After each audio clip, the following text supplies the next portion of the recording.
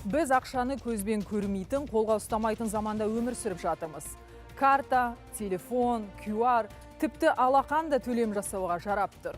Мұны да місе тұтпай еліміз жаңа кезеңге қадам басты. Енді ақша жай цифрлық емес, бағдарламаланатын ақшаға айналуы мүмкін.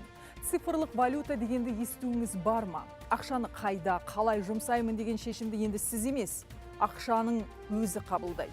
Өйткені барар жері алдын ала бағдарламаланған. Бір қарағанда заманауи шешім, ыңғайлы, жылдам, қауіпсіз.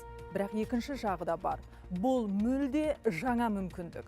Ақшаның қозғалысын көру, оның қайда жұмсалғанын бақылау, тіпті белгілі бір мақсаттан тыс қолдануға жол бермеу. Сонда бұл прогресс пе?